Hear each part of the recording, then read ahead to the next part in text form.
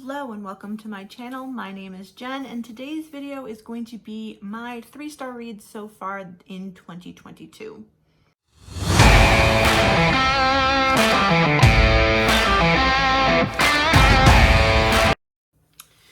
Now I think I've mentioned this a couple of times, but for me, most of my reading hits that 4-star mark.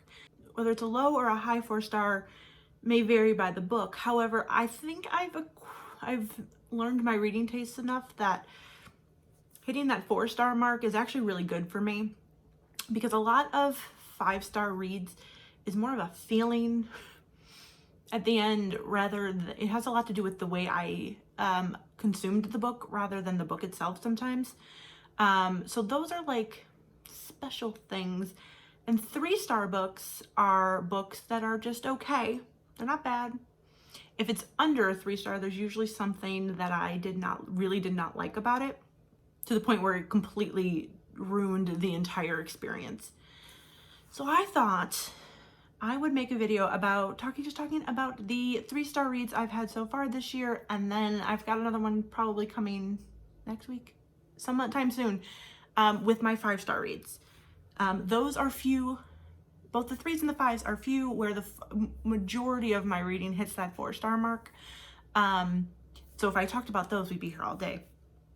But I think we're going to talk about 3 stars today and see what this looks like. This first one I'm just getting out of the way because I feel like I've talked about it multiple times at this point, and that is Under One Roof by Ali Hazelwood. This is the first in the 3 novellas that Ali Hazelwood released this year that all take place in the same world. I believe they all follow 3 friends, and this one follows, I don't remember her name, but she inherits this house from her mentor, and when she gets to the house, there's already someone living in it, and it is her mentor's nephew, I believe. So she thinks she inherited this house, and now she finds out she has to share this space, and this turns into like a enemies to lovers, hate to love thing, where he doesn't want her around. She is just constantly angry about his presence, and then they find some common ground and they start to develop feelings for each other, and then the most awkward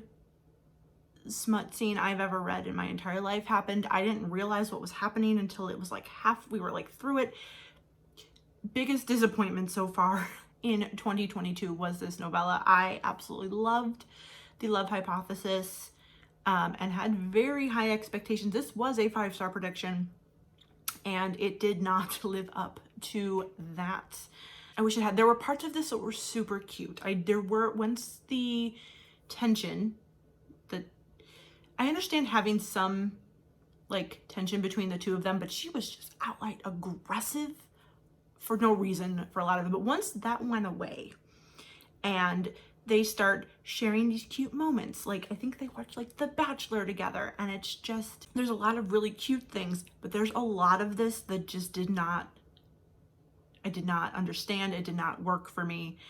So I ended up giving this 3 stars. Next, we have The Duke Heist by Erica Ridley. This is a Regency romance, and to be completely honest, this is the 2nd Regency romance I've read in my entire life. So I think a lot of this may have to do with the fact that I don't read a lot of Regency, and so maybe I'm not giving it the right rating. So this follows Chloe, who is part of this. Some parts of this are really awesome.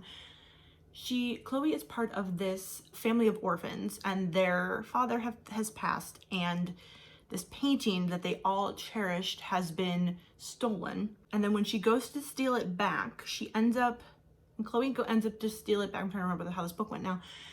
And Chloe goes to steal it back. She ends up in the wrong carriage and ends up accidentally also kidnapping the new Duke of Faircliff, who has inherited sort of this painting along with a very ruined estate. And I believe they end up, I don't know if they're blackmailing each other, but they're sort of pretending to court. This is I would rather watch a Regency television show than read, I think, is how I have a ton of Regencies.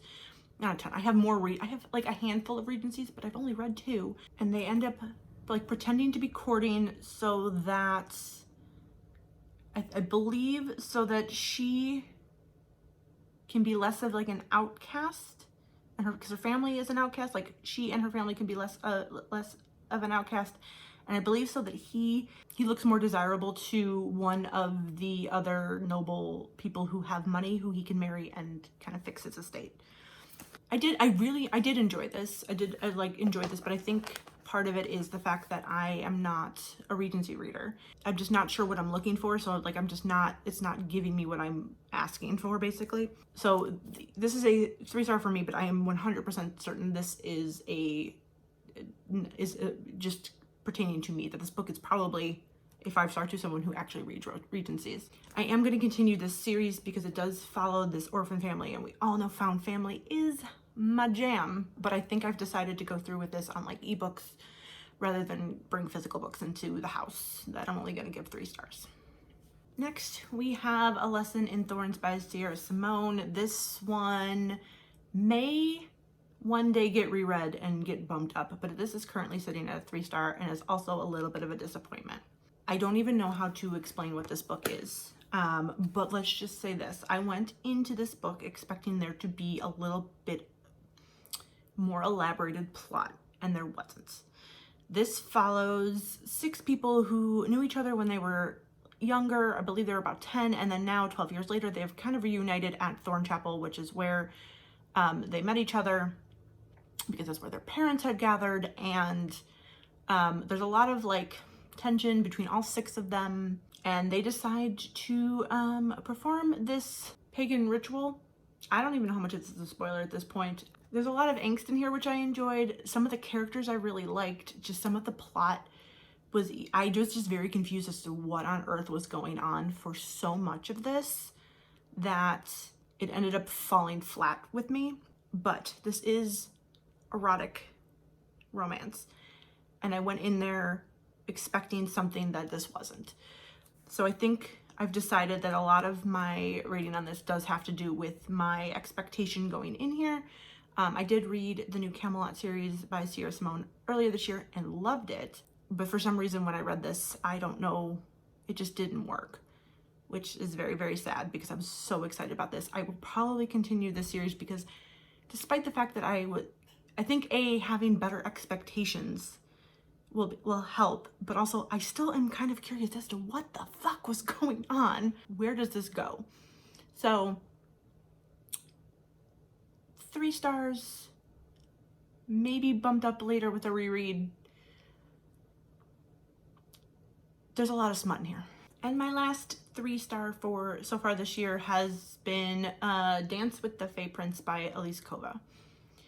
This is a Cinderella, Beauty and the Beast type fantasy romance that follows Katria, who is basically sold off to marry this, does he have a title?